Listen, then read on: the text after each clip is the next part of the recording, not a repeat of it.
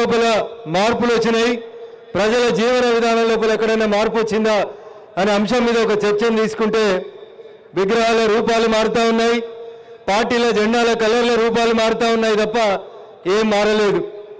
తెలంగాణను ఇచ్చినటువంటి సోనియా గాంధీని ఒకప్పుడు బలిదేవత అని చెప్పి మాట్లాడినటువంటి రేవంత్ రెడ్డి గారు ఆ బలిదేవత పుట్టినరోజు మార్చిన తెలంగాణ తల్లి విగ్రహం పెట్టి దాంట్లో కూడా మళ్ళీ మన నెత్తి మీద షటగోపురం పెట్టేందుకు వాళ్ళ కాంగ్రెస్ పార్టీ గుర్తు హస్తం గుర్తుని ఆ విగ్రహం లోపల పెట్టుకుంటున్నారు తప్ప కొత్తగా ఏం మార్పు రాలేదు.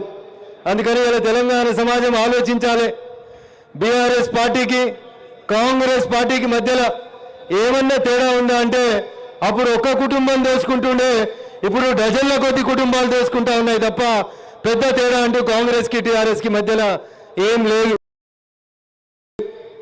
రేవంత్ రెడ్డి గారికి ఇప్పటికైనా అర్థం కావాల్సింది, ఆలోచించుకోవాల్సింది ఏంటంటే తన సొంత నియోజకవర్గంలో పారిశ్రామిక కారిడార్ను లేకపోతే ఇంకొక పేరిట ఆయన కంపెనీలు పెడతామని భూసేకరణ చేస్తే గ్రామాల్లో ఉన్నటువంటి ప్రజలు తిరగబడి పోలీసులని కలెక్టర్లని భౌతిక దాడులకి దిగిన రోజే రేవంత్ రెడ్డి గారికి నిజంగా ప్రజాస్వామ్యం మీద విశ్వాసం ఉంటే సొంత నియోజకవర్గంలోనే ప్రజలు తిరగబడి కలెక్టర్ను కొట్టారు కాబట్టి ఆయనకి ఏమన్నా ఉంటే ఆయన భాషలోనే చెప్పాలంటే ఇజ్జత్ మానం సిగ్గు లజ్జ ఇట్లాంటివి ఏమైనా ఉంటే ఆ రోజే ఆయన శాసనసభ సభ్యత్వానికి రాజీనామా చేసి ఉండాల్సింది.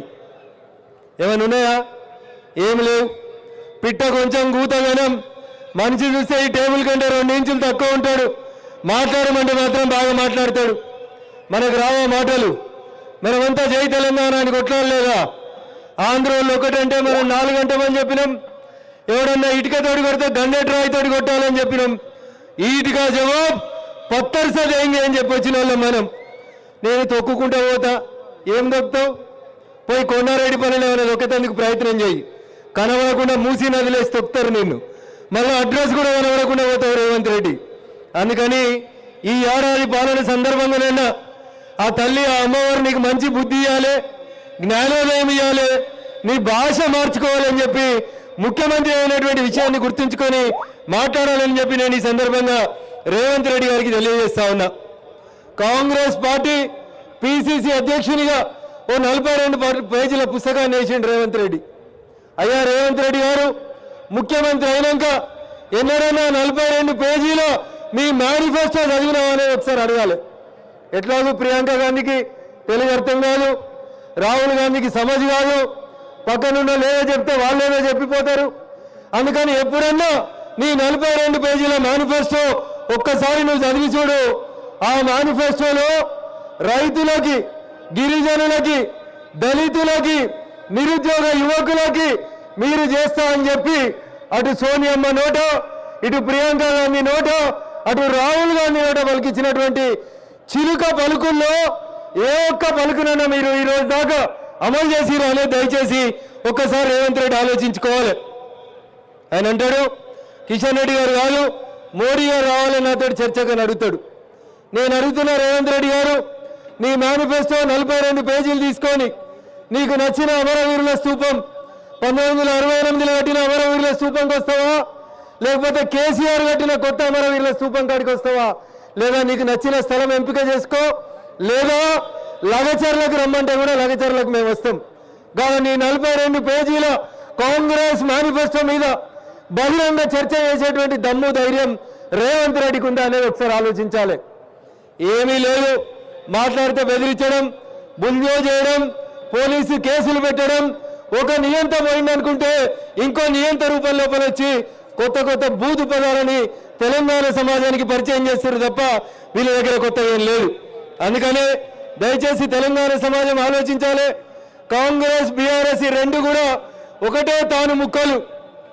ఈ పదం నేను ఎందుకు చెప్తున్నా అంటే టీఆర్ఎస్ అధికారంలో ఉన్నప్పుడు కాంగ్రెస్ పార్టీ గుర్తు మీద గెలిచిన ఎమ్మెల్యేలు పోయి టీఆర్ఎస్ కండువా కప్పుకుంటారు. టీఆర్ఎస్ అధికారం కోల్పోయి కాంగ్రెస్ అధికారంలోకి రాగానే మళ్ళా గులాబీ కండువా కప్పుకున్నటువంటి ఎమ్మెల్యేలు కాంగ్రెస్ పార్టీలోకి వచ్చి కండువాలు కప్పుకుంటారు. ఏం మారిందంటే అప్పుడు ఒక రంగు ఉండే, ఇప్పుడు 3 రంగులకు మారిండ్రు. మళ్ళా 2 రోజులు అయితే ఇటు నుంచి అటు, ఇటు నుంచి ఇటు తప్ప ఇంకొకటి ఏం మార్పు రాలేదు. అందుకని తెలంగాణ విఘ్నులైనటువంటి సమాజం ముందు మనం ఉంచాల్సినటువంటి ప్రశ్నలు రెండు. కాంగ్రెస్కి టీఆర్ఎస్కి మధ్యలో ఏమన్నా తేడా ఉందనే ఒకసారి ఆలోచించాలి. మల్లన్న సాగర్లో భూమి తీసుకుంటే ఆ రోజు టీఆర్ఎస్ పార్టీ గట్టే పోలీసులను బట్టి రైతుల మీద లాఠీచార్జ్ చేసి భూములను తీసుకుంది. పేరు మారింది, ఊరు మారింది. మల్లన్న సాగర్ పోయి లగచర్లకు వచ్చినాం. మల్లన్న సాగర్లో టీఆర్ఎస్ పార్టీ ఆ రోజు తెలంగాణ పోలీసులతోటి ఏ తప్పులైతే చేపించిందో ఇలా లగచర్లలో కూడా కాంగ్రెస్ పార్టీ మళ్ళీ తెలంగాణ పోలీసులతోటి అదే తప్పులు చేపిస్తా ఉంది. అందుకని తెలంగాణ సమాజం దయచేసి ఆలోచించాలి. ఏ రోజైతే లగచర్లలో ప్రజలు తిరుగుబాటు చేసిండ్రో ఆ రోజే రేవంత్ రెడ్డి రాజీనామా చేస్తుంటే ప్రజాస్వామ్యబద్ధంగా కొంచెం గౌరవప్రదంగా ఉండేది.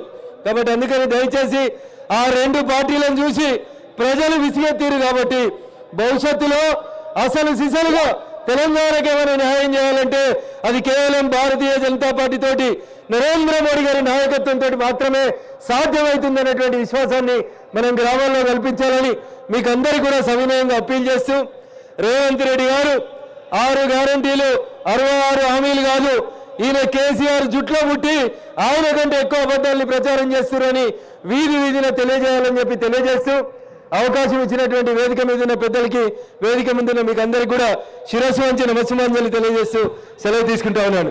జై హింద్, జై భారత్, జై శ్రీరామ్.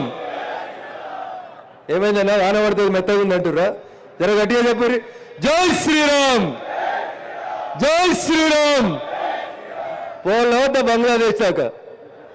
పోవద్దా? జర గట్టిగా చెప్పు పోవాలంటే.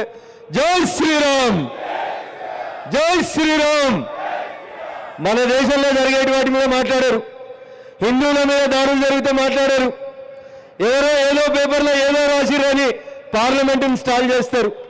అది కూడా అడిగిన మెసేజ్ వస్తుంది, పార్లమెంట్ స్టార్ట్ అవుతుంది అనగానే దీని మీద మీరు ధర్నా చేయరని. రాహుల్ గాంధీ సైర ఎత్తాడు, వెనకాల ఉన్న లేచి ముందుకు పోతారు. అంతేగాని ఈ దేశంలో జరుగుతున్నటువంటి ఇష్యూస్ మీద పార్లమెంటులో చర్చ జరిపేందుకు కాంగ్రెస్ పార్టీకి నీతి లేదు, నిజ